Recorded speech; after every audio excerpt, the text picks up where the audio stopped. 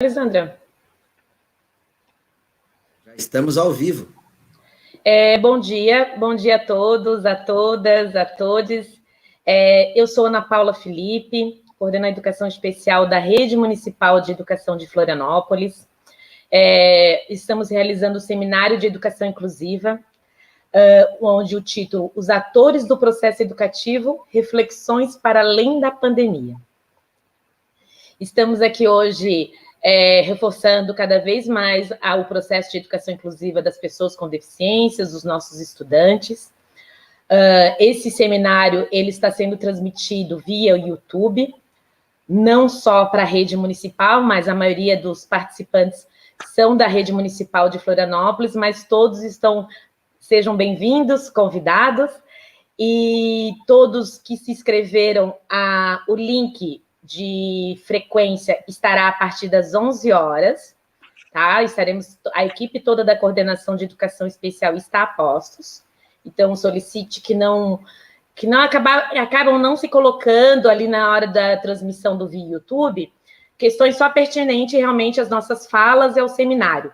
Já temos um contato à disposição na tela, onde qualquer questão, dúvida em relação ao trabalho da rede municipal, até mesmo da frequência, e estaremos à disposição. Eu gostaria de estar me descrevendo. Eu sou uma mulher negra, estou com cabelos crespos, metade preso, estou com um brinco da África do Sul, da África, do continente africano, estou com uma camisa verde, uma blusa verde, e de óculos. Vou estar descrevendo também os nossos intérpretes da Rede Municipal de Florianópolis. Primeiramente, a intérprete Muiara, uma mulher branca, camisa preta, com fundo azul, de cabelo amarrado. E nós temos também o Mike de Oliveira, camisa preta, gravata vermelha, homem, cabelo até o ombro. Ele fez questão de afirmar que tem uma barbicha, e é um homem negro com descendência indígena. Então, só para a gente estar descrevendo bem as pessoas e estar afirmando a nossa descrição, que é muito importante para potencializar até esse lugar de fala e de atuação no seminário e na própria rede municipal de Florianópolis. Então, nós estamos aí com nossos intérpretes, que também são assessores do grupo de professores auxiliares, intérpretes educacionais da rede municipal de Florianópolis. Vou passar a palavra para o nosso secretário municipal de educação, professor Maurício Fernandes Pereira. Bom dia, Ana Paula, Muiara, Mike, já está conosco também, professora Maria Tereza Montoan. Eu quero fazer um cumprimento muito especial aos 818 inscritos nesse nosso seminário. 818. Que coisa maravilhosa. Um agradecimento especial a vocês que fizeram a opção de estar conosco nesse seminário para discutir a educação especial, a educação inclusiva.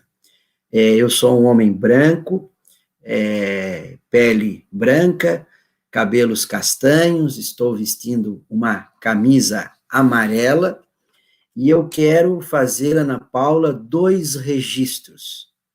Na verdade, eu quero fazer o mesmo registro em 2 momentos, para que não tenha dúvidas.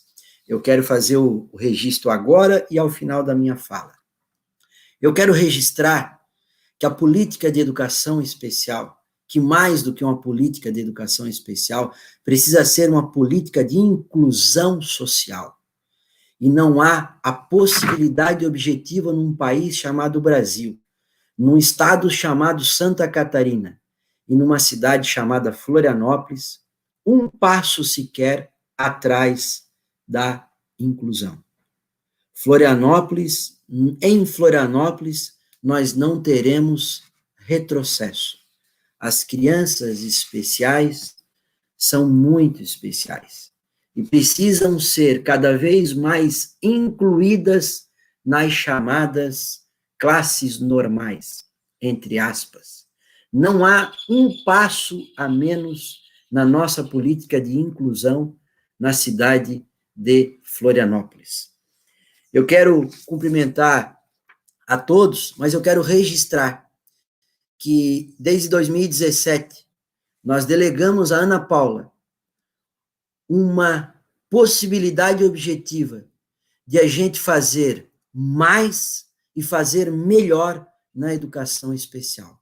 E a Ana Paula, nesse tempo de caminhada, teve condições e nós buscamos ajudá-la para fazer com que a nossa política de educação especial continuasse sendo cada vez mais uma referência para o Brasil como um todo, como ela é hoje.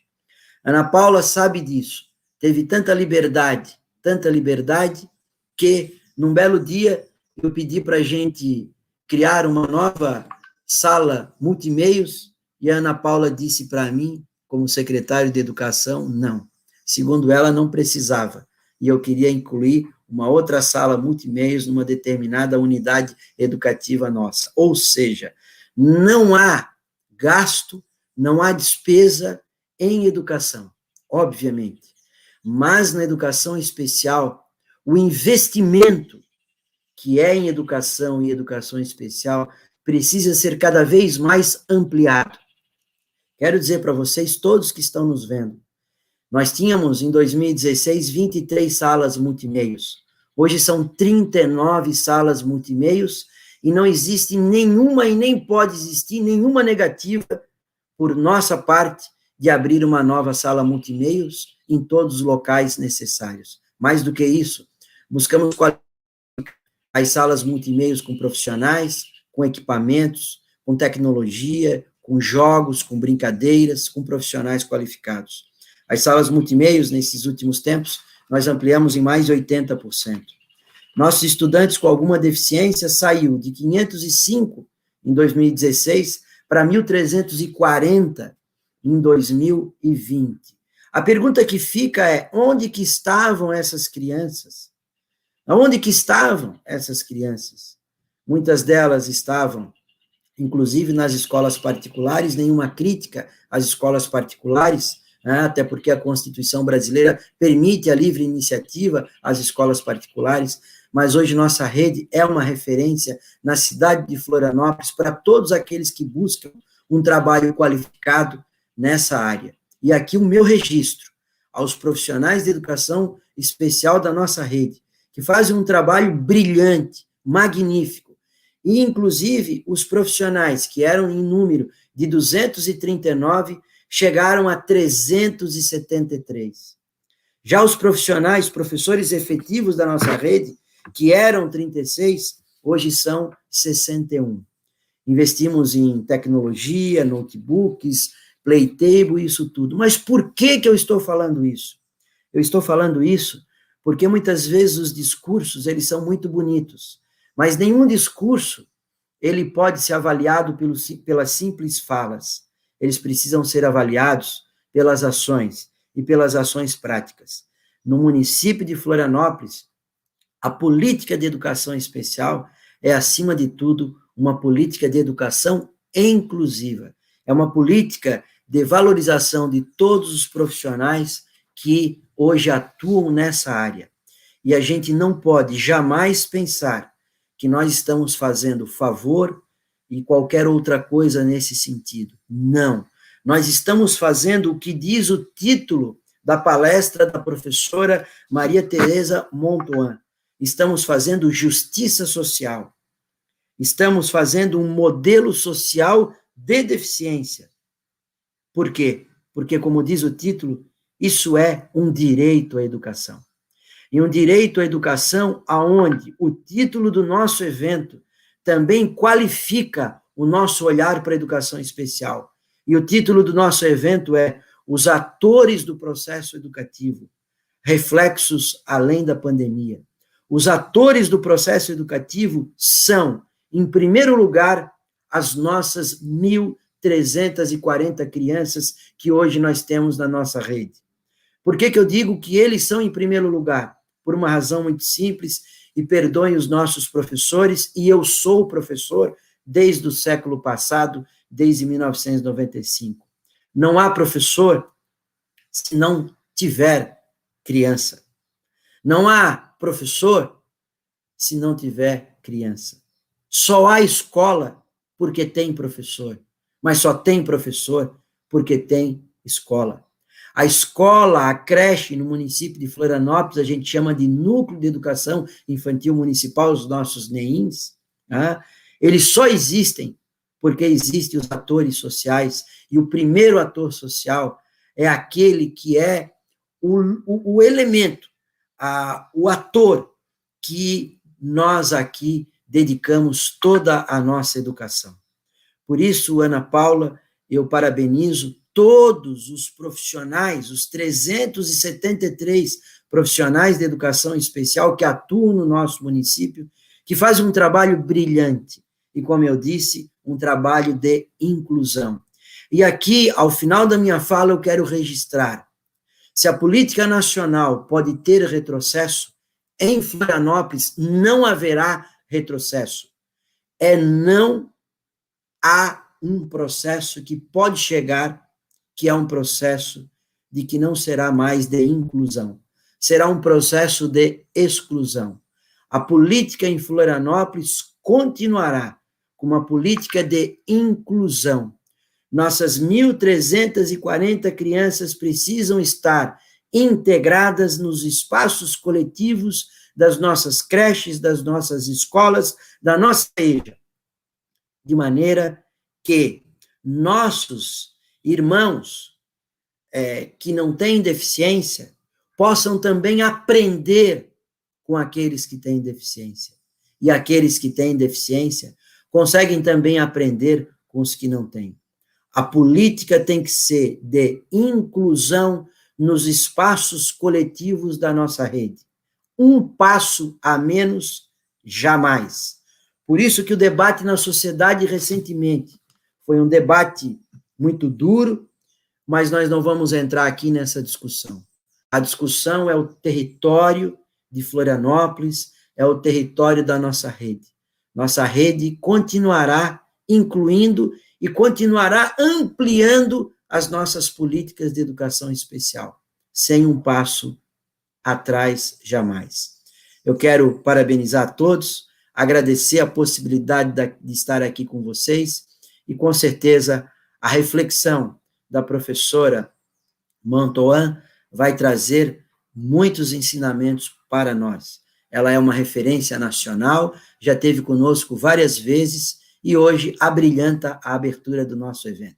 Um abraço, um beijo no coração de todo mundo e não esqueçam, a possibilidade de ser feliz está dentro da gente. Nós podemos fazer as nossas opções. Vamos optar por fazer um mundo melhor, não para salvar o mundo, mas para salvar quem está ao nosso lado. E se a gente salva quem está ao nosso lado, a gente contagia, a gente contamina com o bom significado dessa palavra, aquele que está ao nosso lado, e com isso a nossa sociedade evolui para frente, evolui para integrar, evolui para incluir e evolui para transformar essa sociedade num mundo cada vez melhor. Um abraço, um beijo no coração de todo mundo e uma alegria, um prazer poder estar aqui com vocês. Obrigado, Ana Paula. Obrigada, secretário, novamente. E para nós, enquanto rede, eu acho que enquanto rede de Florianópolis, a partir da fala do senhor, né, se expor para a rede e a nível nacional, onde tem gente de várias regiões, diversos estados, está expondo essa posição. A gente já estava com esse seminário organizado há um bom tempo, coincidiu com toda essa atual conjuntura, e eu acho que foi, né, nada é à toa, né? Nada é por acaso, e tá vendo, é muito pertinente a fala do senhor nesse momento, essa posição, porque realmente Florianópolis se colocando dessa forma, tanto para os profissionais da rede, e como a nível nacional, como a gente está sendo transmitido aqui, é de grande valia, é de grande importância mesmo, né? Então, muito obrigada pela participação do senhor e estar enfatizando a nossa política de inclusão de todos, né? Independente de ter deficiência ou não, mas de todos. Continuando o nosso seminário, vale a pena ressaltar aqui também que teremos, só para uma questão de organização, realizaremos o seminário pela manhã, né, às 10 horas da manhã, começamos pontualmente às 10 horas da manhã, E no período da tarde, hoje começa às 3 horas da tarde. Nos demais dias, amanhã, quarta-feira, e na quinta-feira, começa às 10 e depois às 2h30. A gente organizou dessa forma até para não ser tão maçante, cansativo para todos, mas contamos com a participação de todos. A participação de todos é fundamental, faz parte do seminário a participação, né, tanto dos palestrantes e principalmente para quem está assistindo. A gente está realizando à distância, mas o diálogo, ele se faz fundamental, né, na possibilidade de a gente estar acompanhando todas as mensagens transmitidas aqui pelo YouTube.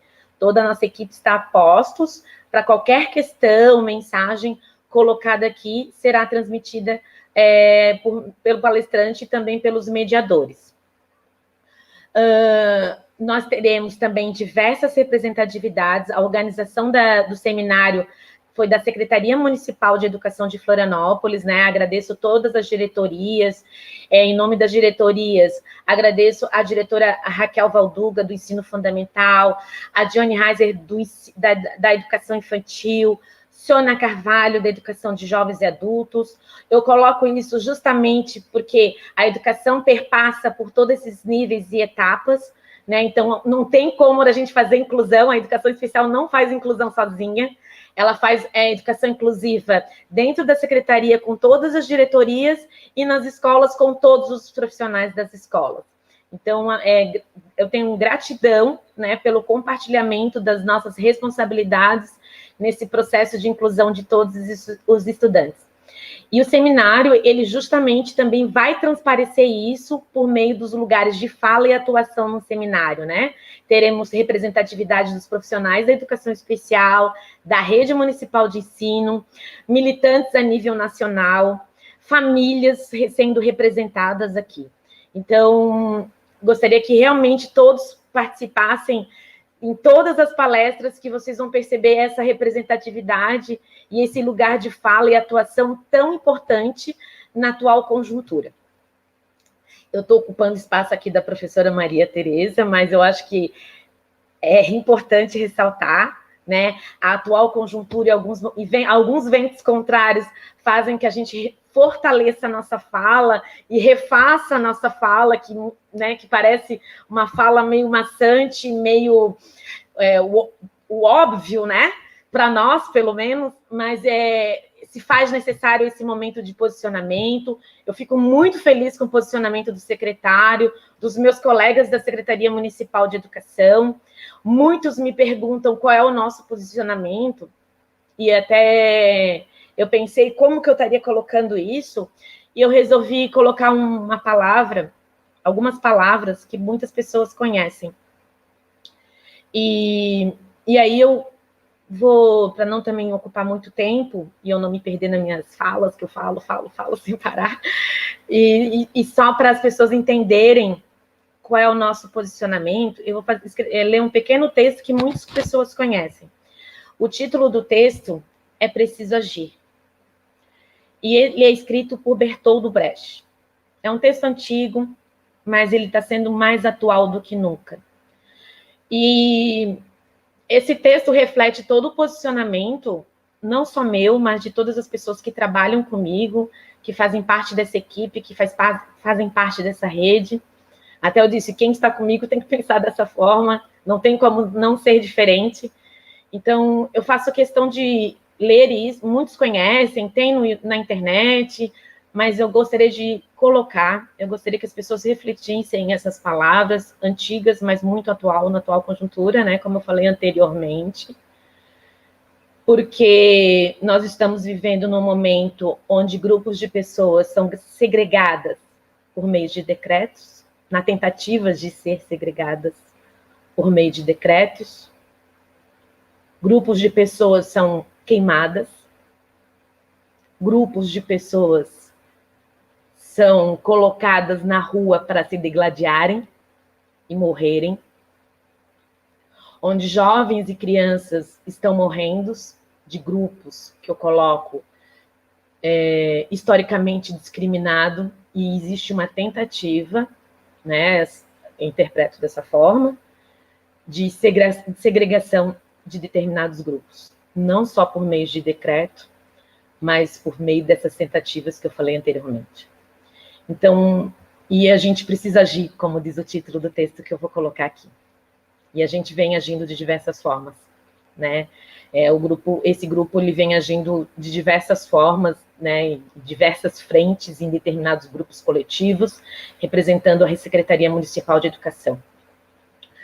Então, eu vou ler rapidamente. É preciso agir. Primeiro, levaram os negros, mas não me importei com isso. Eu não era negro. Em seguida, levar alguns operários, mas não me importei com isso. Eu também não era operário.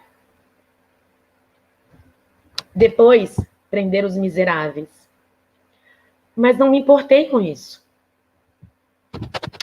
porque eu não sou miserável. Depois, agarraram os desempregados. Mas como eu tenho emprego, também não me importei. Agora estão me levando. Mas já é tarde. Como eu não me importei com ninguém, ninguém se importa comigo.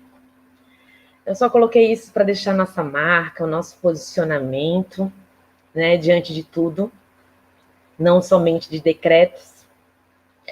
E aí eu vou passar a palavra, até faço questão de me manifestar aqui que eu não, nem dos meus melhores, talvez, sonhos de profissional, eu pensei nessa oportunidade, né, de estar apresentando a professora Maria Tereza Egler Mantuan, nossa referência de muitos, é minha referência, né, em relação à minha profissão e na minha forma de agir, né, profissionalmente, em relação à questão do processo de inclusão da pessoa com deficiência. Eu vou estar apresentando rapidamente a professora Maria Tereza, onde já deixou muitos escritos em questão de livros, artigos.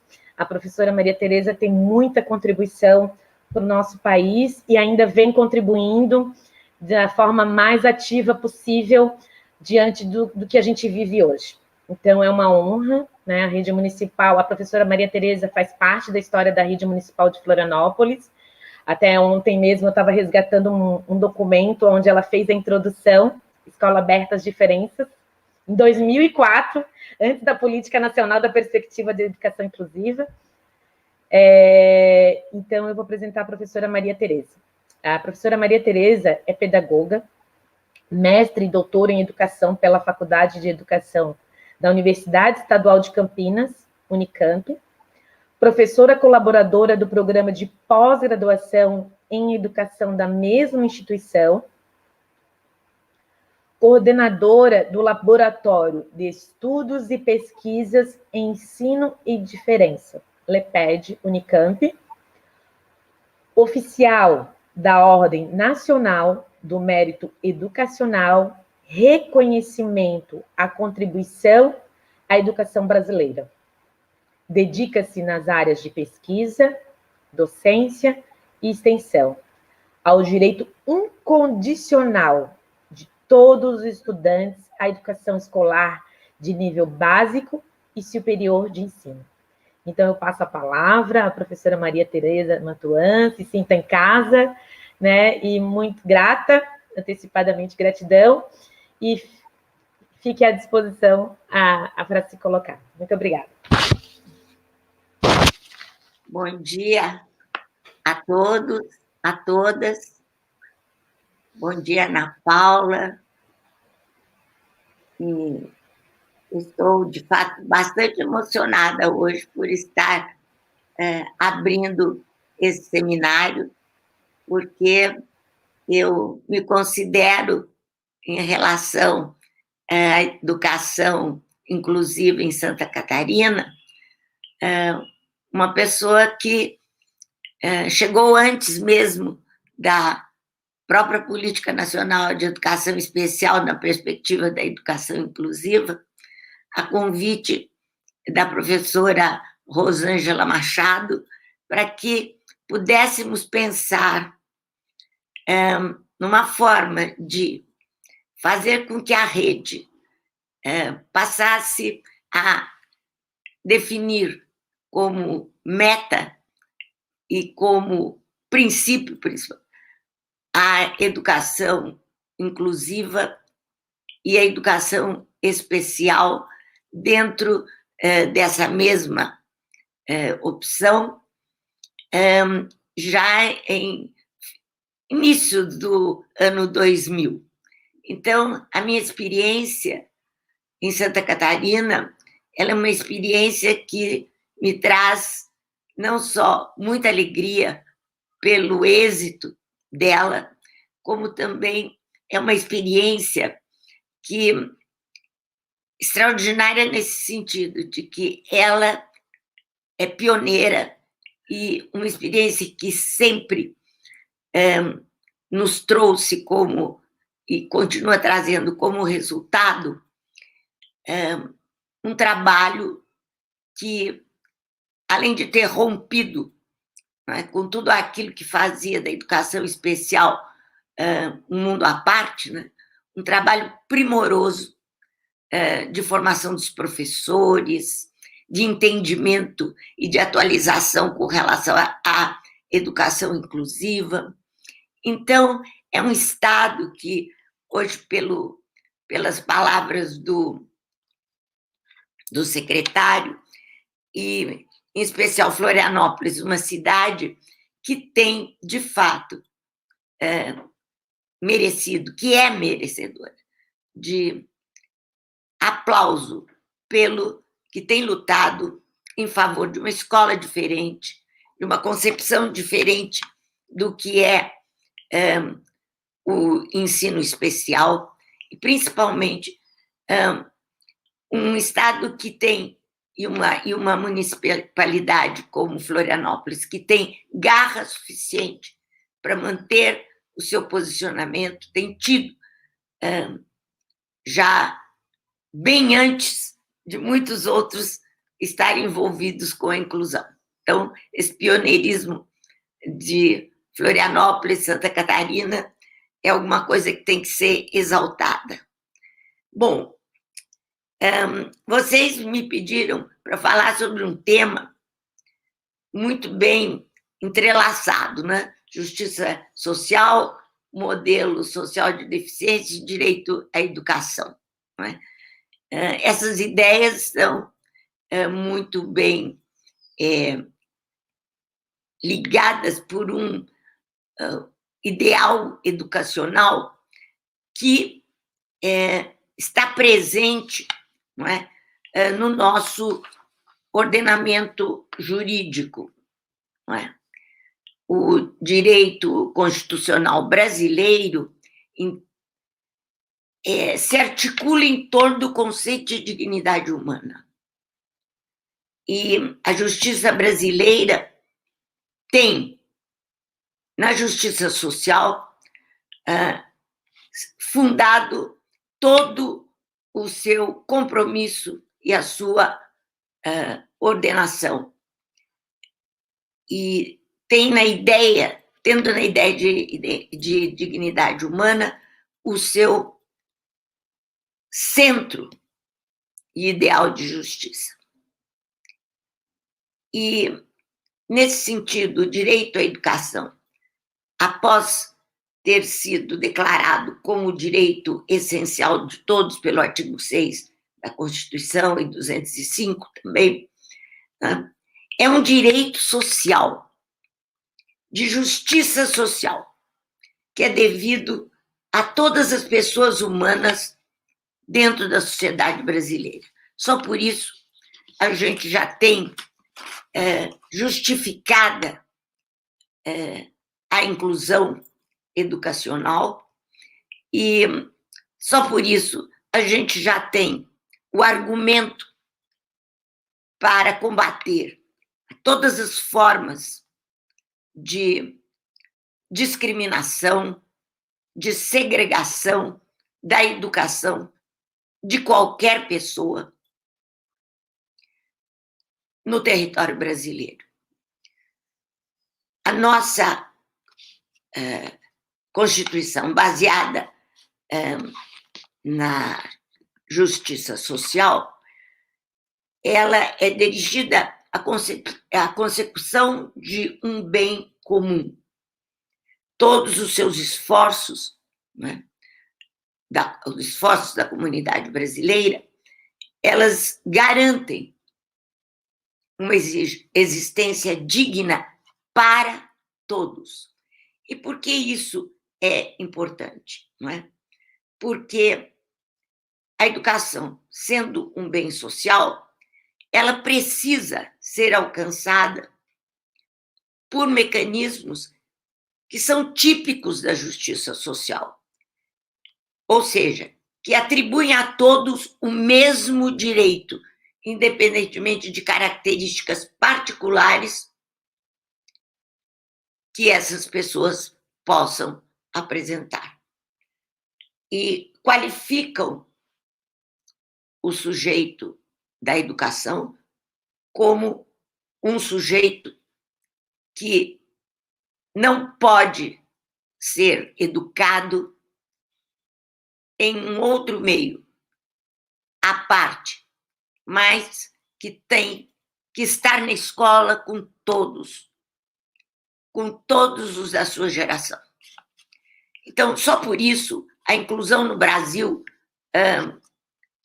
além de ser uma questão de justiça social, é algo que se casa com o que nós defendemos para todos os brasileiros, que é terem a sua dignidade humana preservada, e mais do que isso,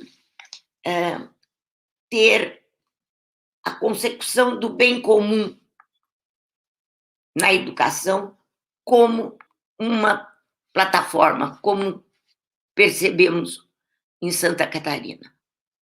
O bem comum, a educação, como meta e como objetivo de todos aqueles que atuam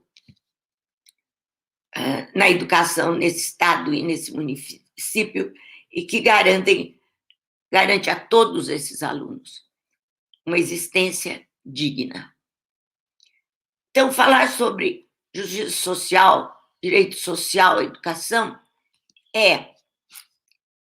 digamos, o cenário, esse pano de fundo, né, que nos dá condições de poder discorrer sobre o compromisso com a inclusão no Brasil e no mundo, especialmente no Brasil, onde a justiça social, né, está por detrás de todas as ações educacionais e a dignidade humana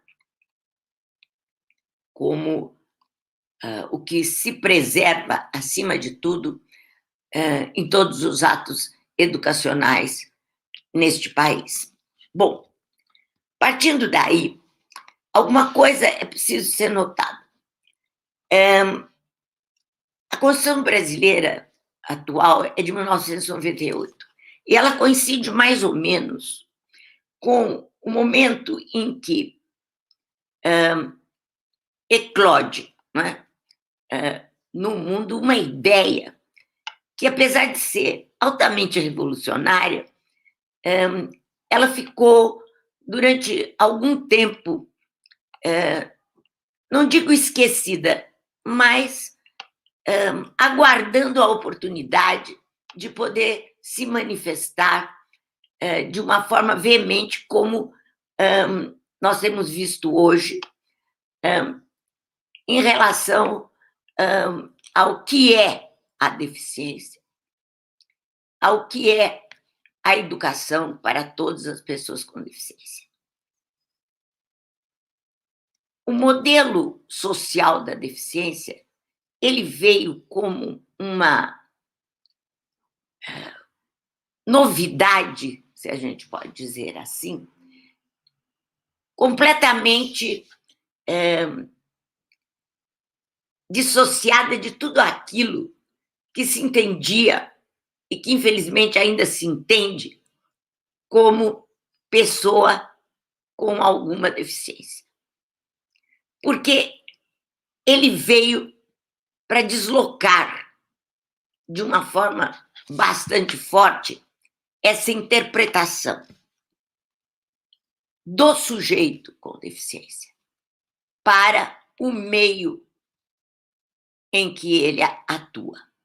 Isto, na época, em torno de 70, por aí, foi muito, muito, muito aplaudido, mas por grupos menores, grupos de pessoas que estavam diretamente ligadas à questão da deficiência nas universidades.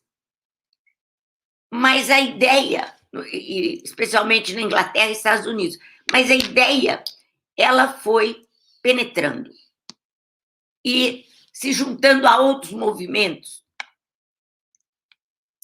ligados a outras formas de discriminação às pessoas.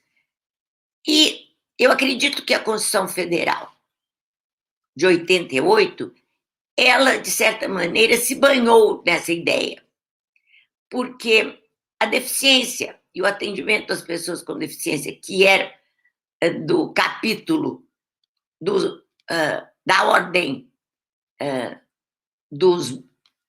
da assistência, passou para a ordem do bem social.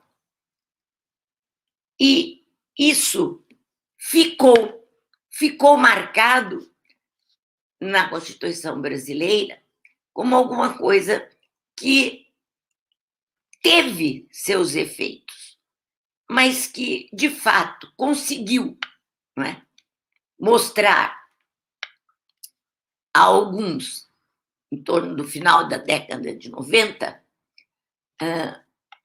o quanto o direito à educação no Brasil tinha a ver com justiça social, com dignidade humana, e não apenas como assistência social.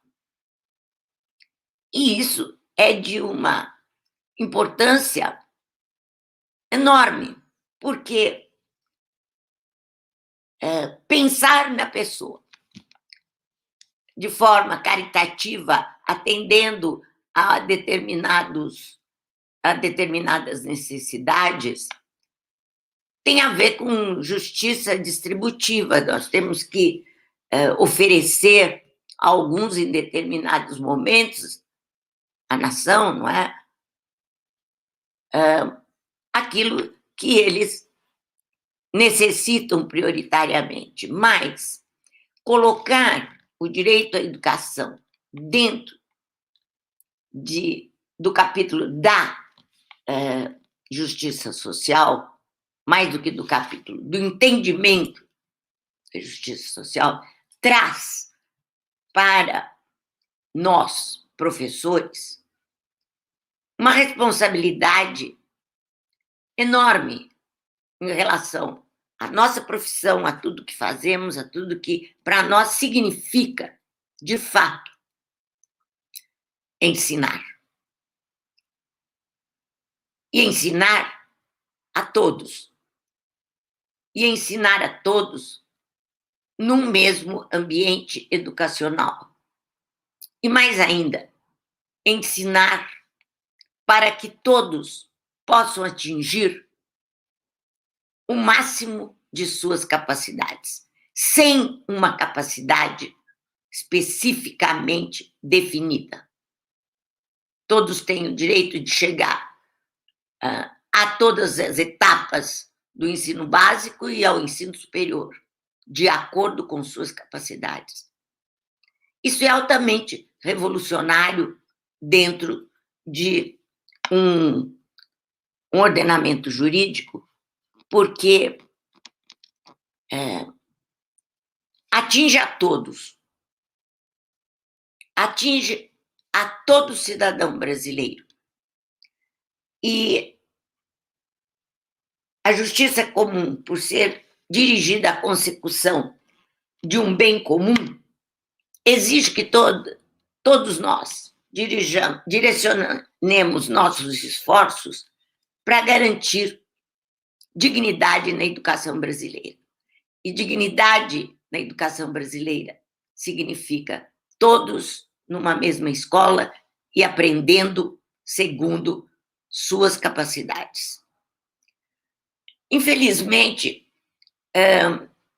o modelo social que faz esse deslocamento da deficiência como um atributo que define um sujeito para a deficiência do meio, as barreiras do meio, né? Ela chega um pouco tarde para a nossa educação, embora desde 88, embora não ficasse explícito esse modelo, né? A Constituição já tenha deixado claro que a educação é para todos, não para alguns. E todos numa mesma escola, todos recebendo e tendo o direito a um bem comum, que é a educação. Bom, esse novo modelo de interpretação da deficiência, que depois foi também reafirmado quando o Brasil ratificou a Convenção Internacional de Direito da Pessoa com Deficiência, esse modelo, ele traz, ele é revestido, melhor, de uma importância tão grande para a nossa educação, que só a adoção desse modelo já seria suficiente para uma análise da educação brasileira a partir de uma outra visão, não mais de uma visão centrada, no caso de alguns alunos, na incapacidade, mas centrada na possibilidade de todos estarem juntos, aprendendo juntos, num mesmo ambiente, e não na separação de alguns em estabelecimentos, em instituições especializadas. Porque, pelo modelo social, né, o acesso, a participação de todos tem de ser garantida nos ambientes que todos frequentam e não em ambientes especiais de ensino ou de qualquer outra natureza, de trabalho, entretenimento, esportes, etc.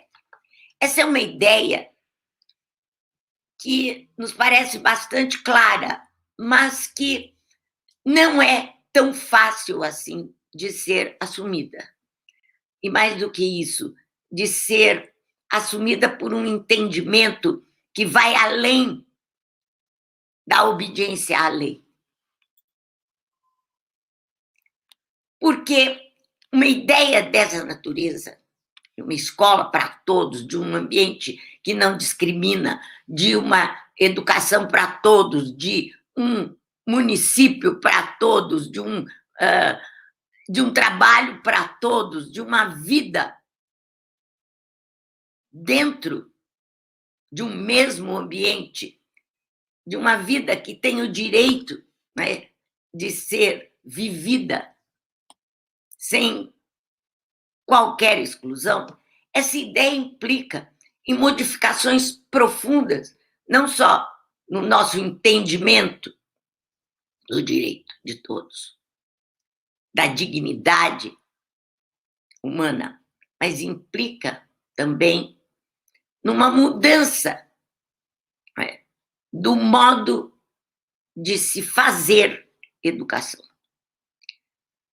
A educação inclusiva é uma educação que traz para a escola em geral o que há de mais natural no processo educativo, que é esse, das pessoas não terem por detrás desse processo a definição de competências e habilidades, como a gente tem sempre visto, seja nas bases curriculares, seja nos planejamentos, etc., que limitam, que direcionam o ensino para certas capacidades e certos modelos de alunos. A educação para todos, ela é uma educação que tem, acima de tudo, respeito pelo aluno. E respeito nesse sentido. Ele não está na escola para ter conhecimentos já pré-definidos e entrar em contato com esses conhecimentos, e mais do que isso, ser obrigado a reproduzir esses conhecimentos. Uma educação livre, democrática, ela tem essa virtude de ser, acima de tudo, oferecida de modo que as pessoas possam se expressar, possam aprender, mas não segundo uma programação específica, fechada, que comprova se eu posso ou não passar de ano, mas através de uma educação que demonstre o que cada um é capaz, não a capacidade que tem de adquirir para poder ser promovido. Isso é muito difícil. A educação brasileira está inteiramente organizada no sentido de ensinar capacidades, competências, desculpe. Quando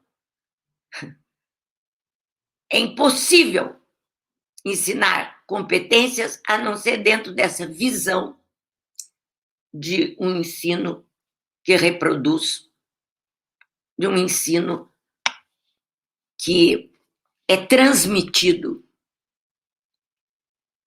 de um ensino que faz do sujeito da educação,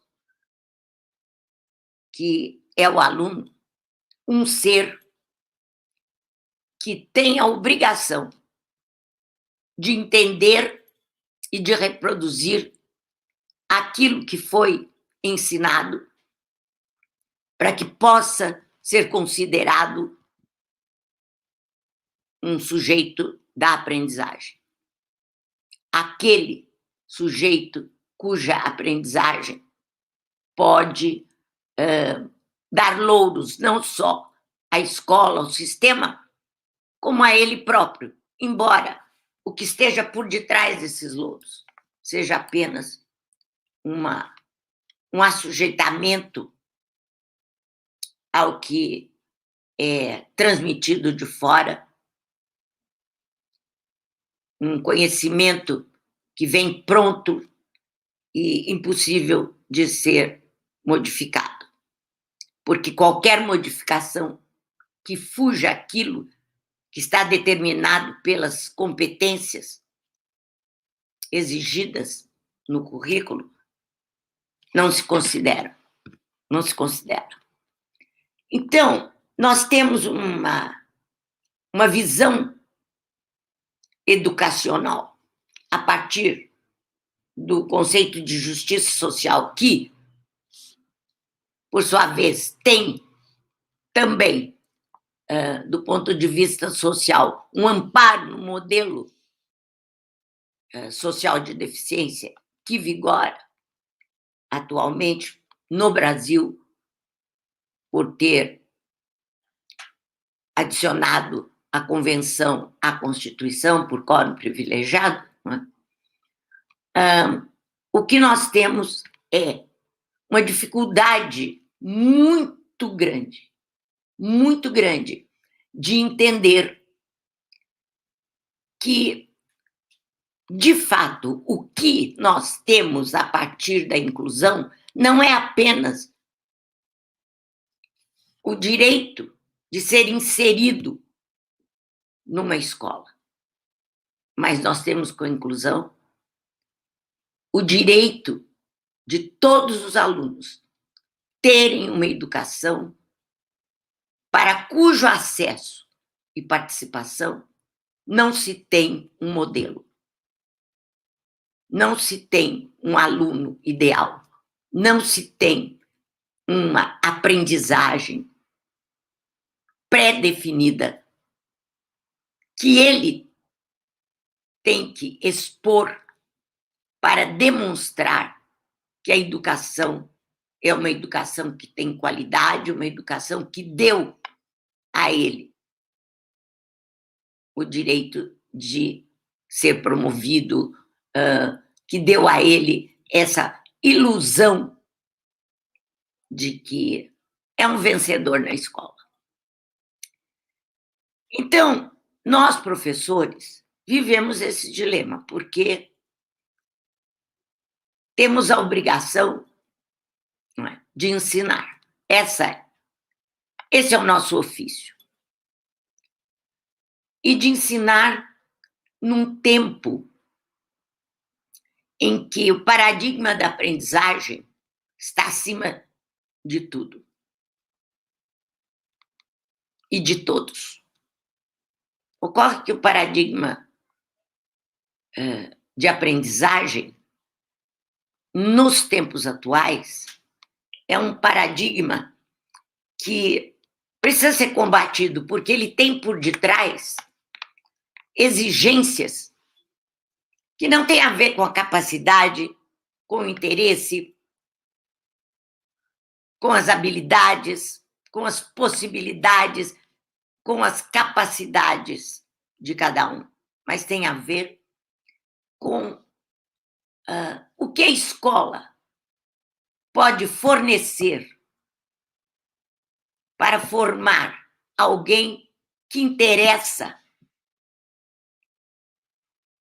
ao grupo social, a que pertence à sociedade em geral. Ora, se a educação é um bem social, se a justiça social garante que esse bem seja comum a todos, o bem que nós estamos oferecendo a todos é um bem limitado, um bem que não dá àquele que tem esse direito a possibilidade de ser ele próprio, de ter as suas próprias ideias, de ter possibilidade de criar, de recriar, de desconstruir o velho, construindo a partir do que é atual, do que é aquilo que nos faz, de fato, um sujeito da nossa educação. Eu tenho presenciado muito isso nesse tempo de pandemia, né? Como a escola, mesmo numa situação tão diferente como essa, que era imprevisível, ela continua mantendo, não é, a preocupação dela, não naquilo que significa a liberdade de aprender, de questionar, de buscar o que, para nós, é uma indagação, uma dúvida que queremos resolver. Não, ela continua marcando a sua posição de passar, transmitir um dado conteúdo, exigir que o aluno o aprenda, entre aspas, para que, no final do ano, no final dessa pandemia, ele não tenha perdido tempo fora da escola. Mas perda de tempo maior do que, no geral, esses alunos fizeram como atividades escolares em casa, é difícil da gente poder medir. Primeiro porque a família tem outro tipo de educação a transmitir, e segundo porque tipo de atividade oferecida não mudou. Quando mudou tudo em relação ao ensino escolar com a pandemia. E correr atrás do prejuízo não é possível, porque não há prejuízo.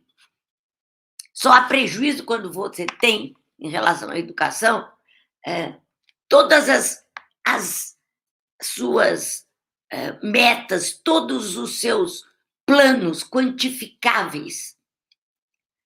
Mas o ser humano não cabe em níveis, em graus, em notas. Mesmo que ele seja sujeitado a elas. Então, esse direito tem sido, o direito à educação, negado na sua extensão, especialmente dentro do ordenamento jurídico brasileiro, porque a nossa educação não saiu do lugar. De 88 para cá, ela não buscou, a não ser através da Política Nacional de Educação Especial, que tem uma visão de educação bastante avançada, a educação brasileira não buscou um caminho inclusivo. Então, o que seria a perspectiva da educação especial hoje, que é inclusiva, tem ainda muita dificuldade de se configurar, porque a escola tem muita dificuldade de entender o que é um ensino para todos. E isso em função da vigência de um paradigma de aprendizagem que distorce o que é o ensino. O ensino para todos não é um ensino que se articula com uma aprendizagem igual para todos, mas é um ensino que se oferece a todos para que cada estudante tenha a possibilidade de aprender segundo a sua capacidade, interesses, experiências educacionais. Então, nós vivemos hoje no Brasil, e isso me deixa bastante feliz, um momento em que, de repente, a sociedade, através das suas instituições particulares, especialmente, e também governamentais, algumas, se manifesta. Se manifesta porque precisa reclamar de uma situação de retrocesso de direitos fundamentais, como é o direito à educação. E quem sabe seja esse decreto o fomentador, né? Aquele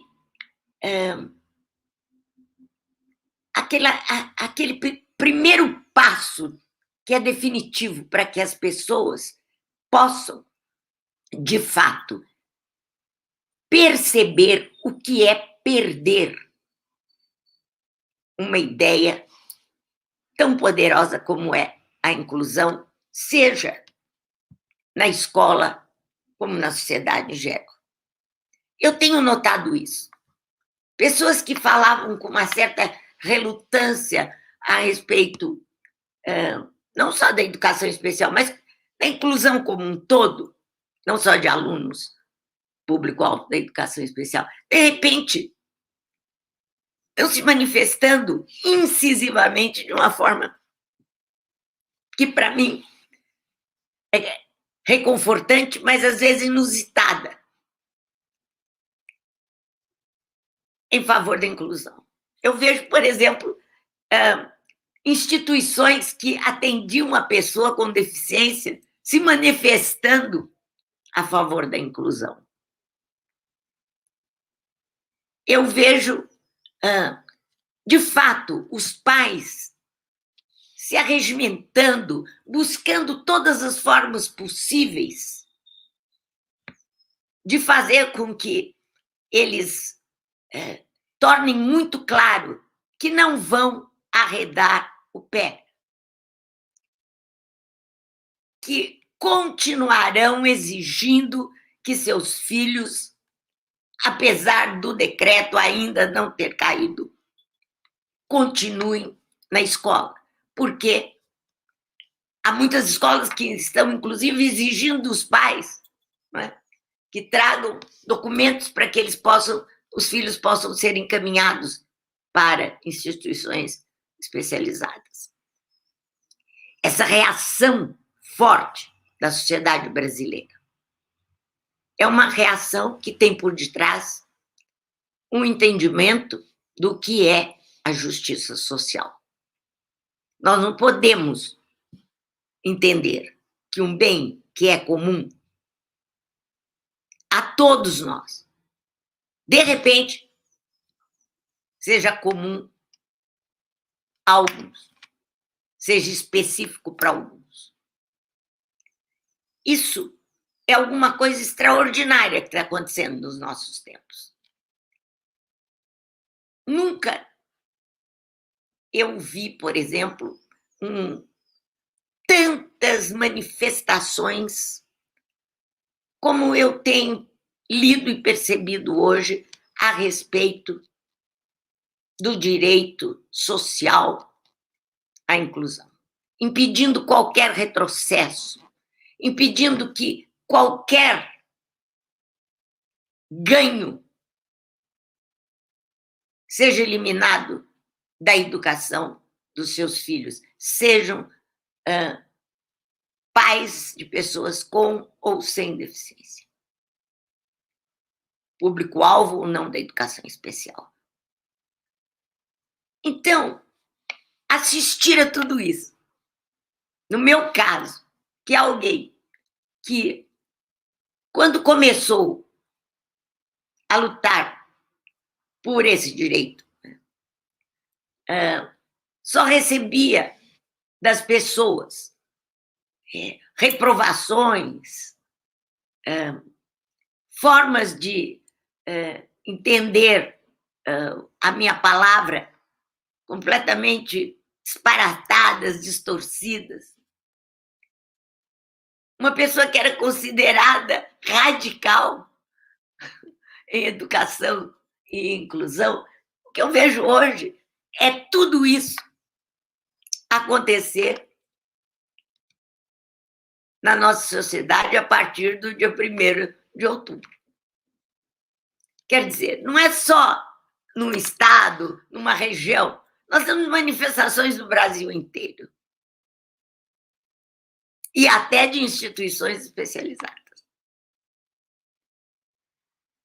Parece que nós estamos, graças a Deus, repensando muita coisa nesse momento de pandemia, ou nesse momento em que, de fato, as pessoas perceberam que estavam perdendo alguma coisa arduamente construída, que é a ideia de uma escola para todos. Não só os pais de alunos com educação especial se manifestam, mas todos aqueles que preservam o direito à educação como uma questão de justiça social. Dificilmente um tema como esse que vocês me apresentaram seria solicitado há anos atrás. Nós andamos 12 anos depois da política. Vocês, de Santa Catarina, de Florianópolis em especial, se adiantaram na política. Mas, efetivamente, a partir da política da educação especial, nós temos 12 anos de trabalho. Inicialmente, um trabalho bastante assíduo e efetivo, e depois, por falta de verbas, por falta de N condições, um trabalho não tão forte e organizado. Mas nós tivemos, nesse tempo, oportunidade de perceber muita coisa. Ou seja, que a capacidade das pessoas de aprender é alguma coisa que nós não prevemos a partir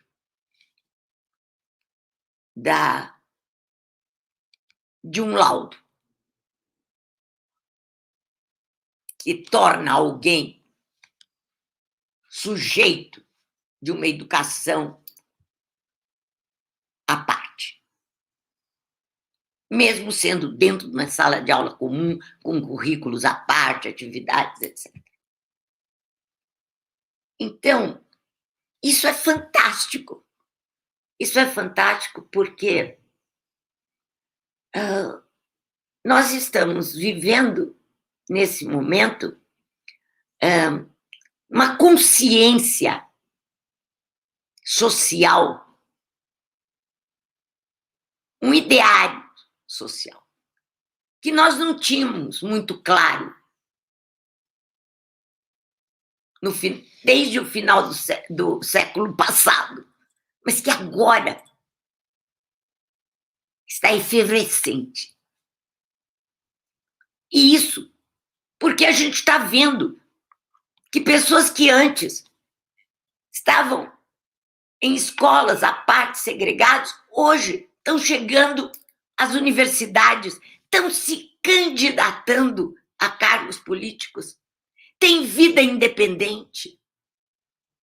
Isso não é só devido à escola, mas é devido a todo um clima de vida sem segregação de qualquer natureza, que faz com que se afirme, com relação à formação, o que tem sido afirmado por pais, por juristas, por professores, por políticos, sobre a necessidade de se manter a educação para todos como um direito social e a necessidade maior ainda, né? Que eu acho que é fundamental se nós continuarmos avante nesse processo, de observarmos onde a sociedade, seja ela representada por um equipamento social, por uma instituição que for, uma sala de aula, a nossa casa, as ruas, as lojas, a indústria, o que for. Uma necessidade de se dar acesso a todos aos bens que a nossa sociedade nos oferece. Essa mudança de olhar para as barreiras de acesso e para a necessidade da participação de todos na nossa sociedade é alguma coisa que foi conquistada no silêncio e, às vezes, até nas dúvidas sobre o que a educação inclusiva, de forma pioneira, levantou sobre o direito de todos, não só a educação, mas a dignidade humana, que é, digamos, o preceito primeiro, né, do nosso ordenamento jurídico. Devemos isso a esse movimento que, mesmo com tantas falhas ainda, ele foi crescendo da escola para casa, para a sociedade e vice-versa, foi se formando rizomaticamente. A gente não sabe onde está o começo, onde está o fim, mas foi se agrupando em torno da ideia de inclusão, da ideia de se fazer uma sociedade para todos, de tal modo que foi percebido o que, por exemplo, um decreto como esse pode significar nos ganhos que obtivemos com todo o esforço até então e que temos que continuar ganhando para que a nossa situação dentro da sociedade brasileira seja outra. Eu quero dizer isso também porque é preciso que a inclusão, especialmente no diz respeito à escolar, ela de fato passe a afetar a educação brasileira nos seus fundamentos. Nós temos uma educação que tem como base da sua qualidade, entre aspas, a aprendizagem dos alunos. Nós não temos uma educação que avalia o ensino dos professores. Então, eu acho que essa reviravolta, nós como professores, nós temos que assumir. Eu posso dizer isso porque sou professora. Os professores têm que deixar de ser aqueles que produzem aquela mercadoria que é o ensino desejado por pais e outros, que não sabem, muitas vezes, nem definir o que é um processo educativo, mas sabem dizer o que querem que seus filhos aprendam. Que os jovens aprendam. Então, é hora da gente fazer essa virada, para que a gente tenha, de fato, a educação como fruto de uma justiça social e de um entendimento de um bem que está alicerçado na dignidade humana. Esse trabalho que eu acho que nos falta fazer a partir de então, porque a gente já conseguiu que a ideia de educação inclusiva fosse, de certa forma, assimilada, nós temos que trabalhar em cima dessa ideia em termos de verdadeiras transformações que ela traz à escola, à sociedade como um todo. E o ensino, a meu ver, é a ferramenta fundamental para que a gente possa transformar as nossas escolas. O foco na aprendizagem, ela já mostrou para todos nós que segrega, discrimina, torna o aluno aplicado, o aluno que aprende num grupo, no outro, aquele que tem dificuldade, aquele que tem uma deficiência. É hora da gente pensar em como vamos, de agora em diante, avaliar e modificar o nosso modo de ensinar. Porque avaliar o aluno como estamos avaliando tem a ver com um modo de ensinar que não condiz com uma educação para todos. E que, por isso mesmo, aprova alguns e deixa outros de fora. Eu acredito que o próximo passo será esse. O primeiro passo, de fato, eu acho que a gente já pode dizer, né, que é esse de uma ideia entrar dentro das nossas concepções como dominante, que é a ideia de todos aprenderem, de o bem educacional ser dividido entre todos da forma mais justa possível. A justiça social. Mas agora é hora de nós entendermos como, de fato, fazer isso para que esse direito social seja, de fato, um direito que no Brasil se exerce. E não só um direito de fachada. Eu gostaria de dizer muitas outras coisas a respeito da inclusão, mas eu quero deixar vocês o que é principal e que eu, de início, fiquei muito bem impressionada, mas só podia em relação a vocês de Florianópolis, que é com o título dessa palestra. Porque, repito, ele entrosa coisas que são fundamentais de serem entrelaçadas, e de serem entrelaçadas dentro mesmo dessa visão de que a gente não sabe onde esses laços começam ou acabam. Esse entrelaçamento entre justiça social,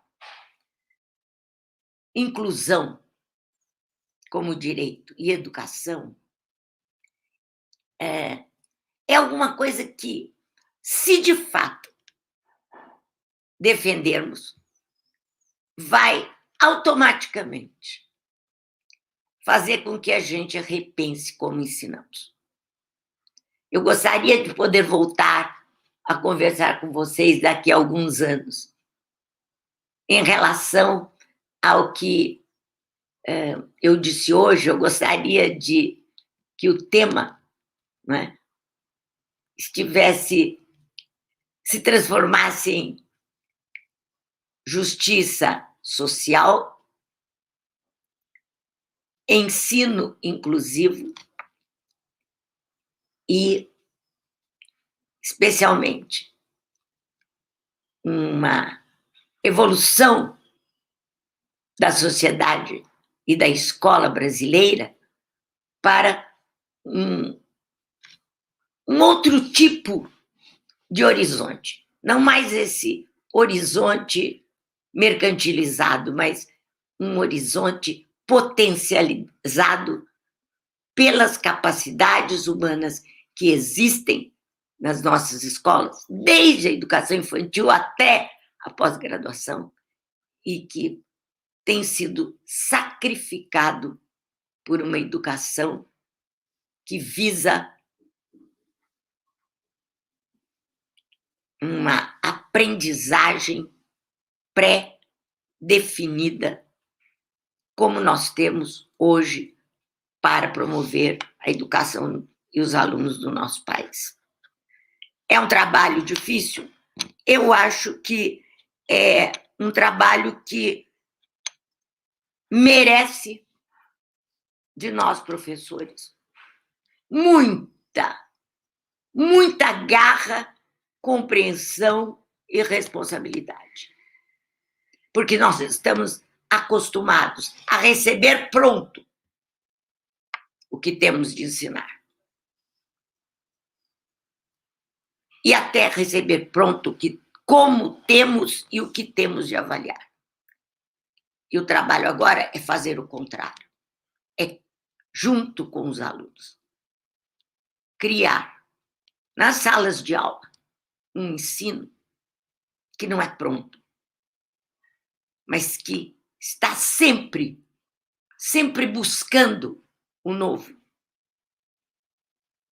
que não é uma herança guardada no colchão, mas uma herança reproduzida, ampliada, das maneiras as mais diferentes,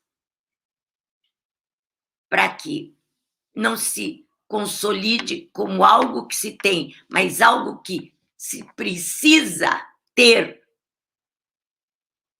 para que a gente enfrente o mundo tal qual ele tem evoluído neste momento e nos próximos evoluirá. Eu deixo esse desafio para vocês. Avaliem o ensino. Avaliem como ensino. Por onde ensino.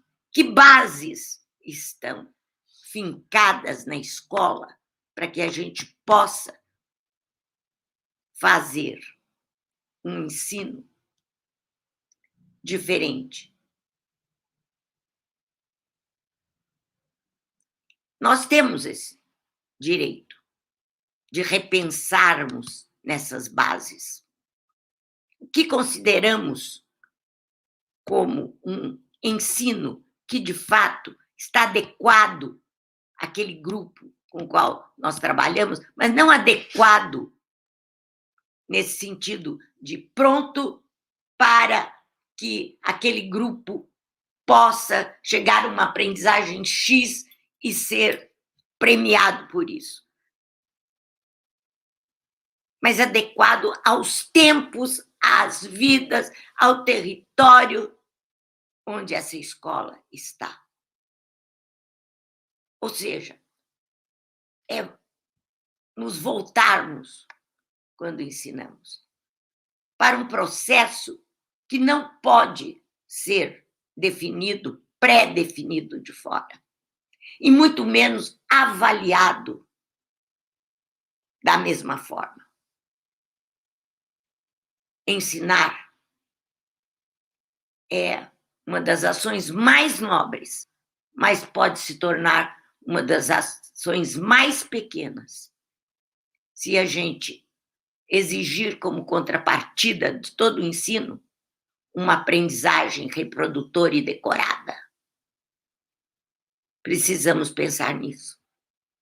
Precisamos não só pensar, como levantarmos essa bandeira de uma educação para todos. Então, eu fico por aqui.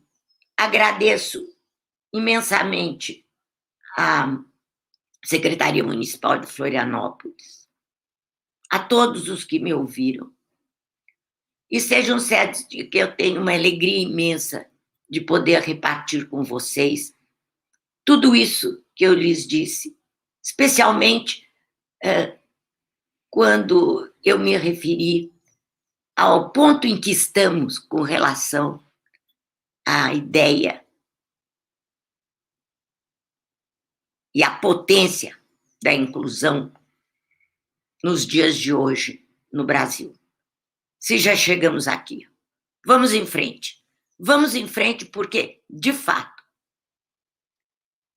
um dos pedaços mais difíceis da caminhada já foi vencido. Muito obrigada a todos, e eu não sei se a gente vai ter alguma questão a ser respondida. Mas Professora, grata pela sua participação, né? Grata por a sua fala tão rica. E eu estava pensando, né? Até, às vezes, alguém me colocou, como a tua fala foi pesada, importante, mas, ao mesmo tempo, pesada, emocionante, né? Mas a senhora traz uma fala que compensa até o meu desabafo a partir das palavras de Bertold Brecht, que é uma fala de esperançar, né? Eu venho usando muito essa palavra, eu aprendi muito com a professora Rosângela Machado em relação a isso, né? O que é esperançar? E toda a sua fala, a senhora vem trazendo justamente isso para a gente é enriquecedor nesse momento que muitos de nós já estamos, de certa forma, cansados, desgastados, né? Diante da forma que tivemos que reaprender a atuar enquanto professor, né? Os nossos professores estão dando um show à parte em relação a isso, a questão da criatividade, na questão de se refazer, né? Eu acho que a forma que nós estamos agindo diante da pandemia é a forma que devemos atuar, né? Antes ou pós-pandemia, porque nós paramos, tivemos que nos refazer, né? Tivemos que reavaliar as nossas ações, reavaliar os nossos recursos tecnológicos, os nossos recursos acessíveis para todos. E a sua fala vem enriquecer ainda mais nesse momento, né?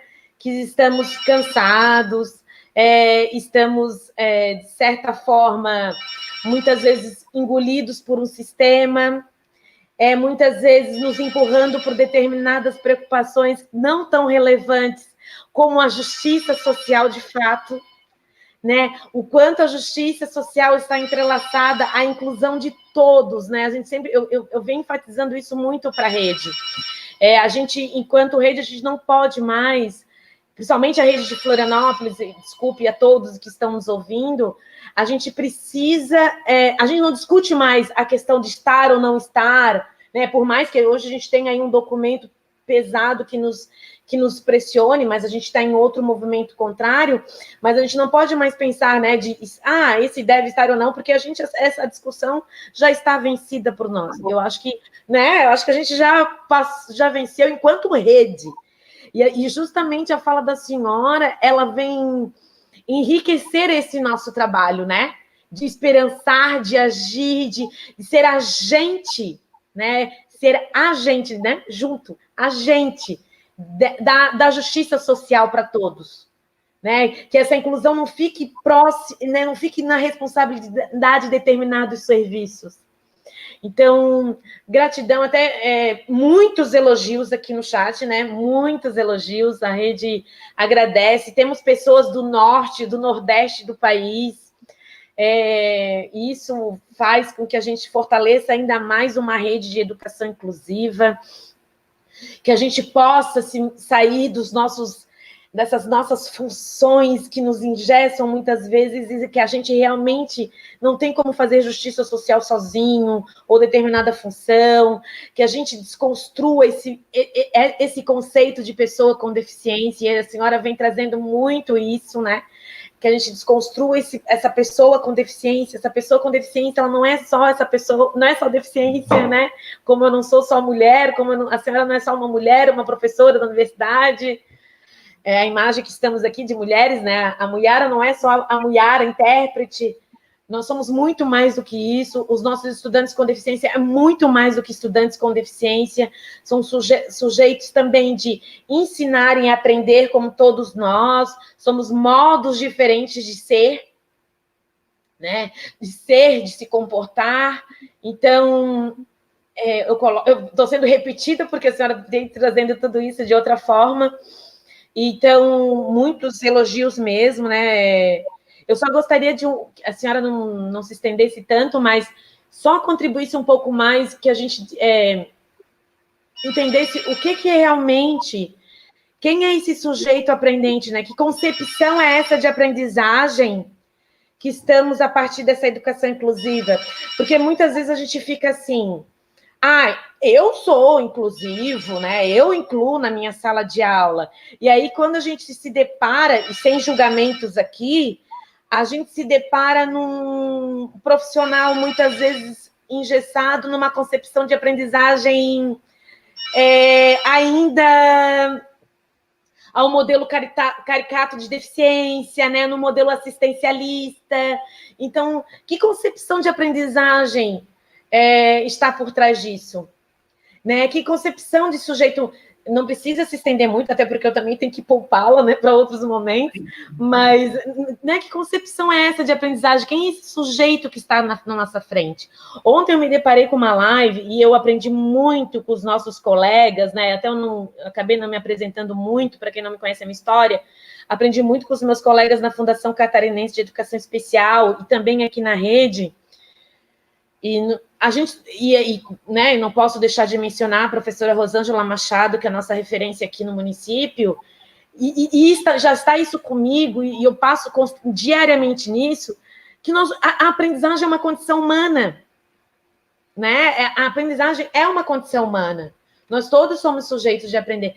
Então, que concepção é essa de aprendizagem que nós estamos nessa perspectiva de educação inclusiva, né? Que concepção eu, em sala de aula, enquanto professor, eu tenho que me embasar, né? Quem é esse sujeito que está ali, independente de ser pessoa com deficiência ou não? Eu sei que eu falei demais, eu tenho coisas além de concepção de aprendizagem, mas eu gostaria de a senhora complementasse mais um pouquinho, assim, para a rede, por favor.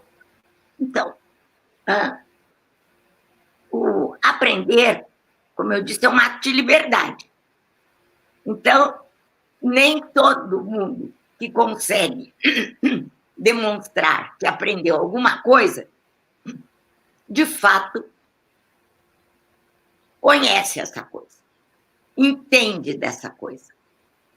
Porque nós estamos muito mais acostumados a demonstrar o que sabemos a partir de uma repetição, a partir de alguma coisa que a gente não entende muito bem, mas porque todo mundo acha que está certo, a gente continua repetindo. Aprendizagem é alguma coisa que está absolutamente dissociada do ensino. Quero explicar bem isso. Você pode querer ensinar, mas o aluno pode querer aprender e a coisa não funciona. A gente só aprende quando aquilo que está sendo ensinado tem um sentido para nós. A gente aprende a partir dessa condição de receber o novo, a partir de alguma coisa que já existe em nós e que nós entendemos como uma coisa que não está completa, que eu preciso saber mais, que eu não entendi direito, mas que não necessariamente vai vir de uma explicação que tem esse objetivo de abrir a sua cabeça, de fazer com que você resolva o seu problema. Porque ensinar é, como dizia o Deleuze, é emitir signos, ou seja, qualquer coisa pode nos ensinar. Uma poesia, um copo de água, uma cena, um animal fazendo uma determinada coisa, uma página de um livro, um filme. O que é fundamental para se aprender é aquilo que a gente percebe como algo que vem, que é emitido, que é disponibilizado de fora. Aprender é isso, é quando a gente se sente tocado por aquilo, como dizia o Deleuze, afetado por alguma coisa que uma pessoa, uma paisagem, um livro, um objeto nos evoca. Se não houver esse afeto, se isso não representar, esse signo não representar para mim alguma coisa que, de fato, preencha naquele momento aquilo que eu preciso para entender melhor uma determinada coisa, a aprendizagem não se dá. E aprendizagem não se mede. Aprendizagem não é alguma coisa que no nosso cérebro está guardada assim em pastas. A aprendizagem no nosso cérebro é uma energia, é uma atividade orgânica que estabelece relações que são incontroláveis para o sujeito que aprende e para o sujeito que ensina. A aprendizagem não é alguma coisa que a gente engole. A aprendizagem e que a gente recebe do outro e passivamente se satisfaz. Então, o ato de aprender é alguma coisa que pertence ao aluno. Por isso que eu insisto em que se avalie o ensino. Porque o ensino, para nós professores, é alguma coisa que, se nós não olharmos para o modo como estamos ensinando, estamos querendo, com a disponibilização daquele conhecimento, nós vamos perder uma oportunidade enorme de realizarmos aquilo que é a nossa parte no direito à aprendizagem. Porque a parte do aluno é dele. E a única coisa que nós podemos garantir é que ele nos diga, pelo menos, se aquilo que nós estamos ensinando tem sentido para ele, o afetou ou não. Porque ele tem direito de fazer isso. Ele não tem direito de receber passivamente o que nós disponibilizamos. A aprendizagem não é eu forneço, o outro recebe e pronto. É alguma coisa que implica numa experiência educacional. E uma experiência educacional é vivida entre pessoas. E é uma experiência que não é a mesma para todos. E que não pode ser medida, essa aprendizagem, por um único padrão. Então, resumindo, a aprendizagem é do aluno. Nós precisamos, para ensinar bem, conhecer dele o que ele já sabe, o que ele quer saber. Não são os modelos, não são os métodos de ensino que fazem aprender. Mas é essa relação de escuta, de atenção, de troca, de livre expressão que proporciona àquele que aprende, àquele que ensina, uma condição melhor de abordar o conhecimento, de recriá-lo como que é o que nós pretendemos com uma boa educação. Então, o que nós estamos hoje considerando como aprendizagem precisa ser colocado em questão. Assim como de que modo estamos ensinando. Não sei se eu fui clara em relação ao que é a aprendizagem, mas é um conceito muito mal barateado nas escolas.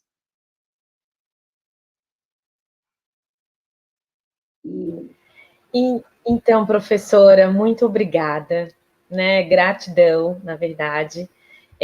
Gratidão pelas suas palavras, e é isso mesmo, né? A aprendizagem não se compara, a aprendizagem não se mede, né? Mesmo em pandemia ou pós-pandemia, nunca, né? Então, grata, agradeço a participação de todos, né? Obrigada, Muyara, né? Sempre juntos com a gente, que deem continuidade ao seminário, que sejamos agentes de luta em relação ao processo de inclusão de todos, né, de todas as pessoas. No período da tarde, nós retornaremos às 3 horas da tarde. Eu estou vendo que tem muita gente preocupada com a frequência. não caem nessa cilada, né? Foquem no que a gente realmente vem trazendo, que é a proposta do seminário. Nós estamos aqui embaixo da tela com os nossos contatos. Muitas pessoas também da nossa equipe já colocou alguns contatos de e-mail para estar conversando sobre a frequência. Não se preocupem. Todos que entrarem em contato, não conseguiu acesso ao link, entra em contato por e-mail, que a nossa equipe está toda à disposição e respondendo por e-mail, tá? Então, fiquem tranquilos, vamos focar no que realmente importa, né? Porque a gente já tem outras ciladas aí que acabam nos desfocando. E então, agradeço realmente a participação imensa das pessoas e gratidão novamente, professora Maria Tereza. Nos encontramos aí nos nossos grupos, né, professora? E novamente a Florianópolis, a mesma distância, mas novamente, depois de 4 anos, a senhora até a última vez aqui, conversando conosco na rede. Agora a nossa rede ampliou ainda mais e mais pessoas puderam ouvi-la e refletir a partir do que a senhora trouxe, tão enriquecedor de riqueza de elementos, né? De propriedade, de conhecimento.